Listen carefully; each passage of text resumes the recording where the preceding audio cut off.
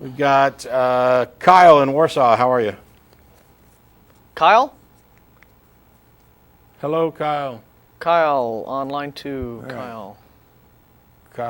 One more time. Kyle there. Kyle? Hi, can you hear me? I can We hear you can, now. It was yes. my fault. I hit the wrong button. Thank you for holding for so long. Oh, that's okay. Thank you for having me on. Sir. I wanted to talk about things like halal and kosher slaughters, because this week in Poland, the government has, excuse me, let me gather my thoughts a little. They have voted to uphold a ban on any slaughters where the animal is not stunned first, on the grounds that this causes unreasonable cruelty and pain to the animal. Of course, kosher and halal do not meet these requirements, and of course, religious groups have claimed religious persecution, etc. I wanted to get your opinion on that. Opinion on them claiming religious persecution is tough, and my opinion on the actual law itself is good.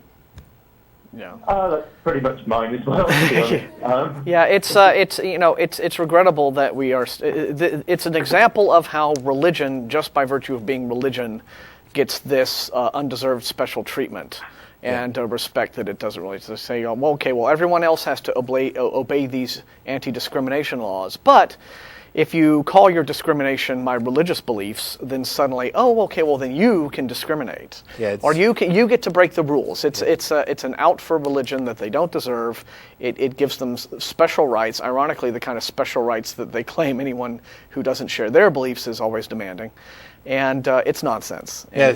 When it comes to religious freedom, it's kind of like, okay, you get your freedom to practice your religion and your religious beliefs, no matter how kooky or crazy somebody else might think they are, right up to the point where there's an objection based on harm to yourself or others or things like that. I mean, it's really difficult to determine exactly where to draw the lines, and this happens outside of religion as well. Take religion out of the equation. At what point does the state have the right to step in and interfere with how somebody raises their kid? I mean, is it okay for a parent to raise their child thinking that left is right and right is left? I mean, if we found out about that, how much harm is there? And so it's difficult to quantify these things. But when we've reached a point where we think we've identified a harm and we want to act on behalf of it, claiming that it's a violation of your religious freedoms, the answers, I think, should just be tough. Yeah. I'm sorry that your religion is so cruel. It's unfortunate, and I'm sorry that you want to advocate on its behalf. I've been reading a lot of history lately, and not to digress us into some discussion on colonialism, but there's an incident way back when the British Raj ruled India, and then there was this custom where, if a husband died, they would basically pitch the wife onto the burning pyre along with the husband's body, and she was alive. Yes. She would have to sit and be burned alive with him, so that and some people were brought up on trial for this, and they explained, this is our custom, and the British judge said, well, where I come from, we have a custom. When men burn women alive, we hang them. So, just because calling something your custom doesn't give you the right to cruel behavior. Yep.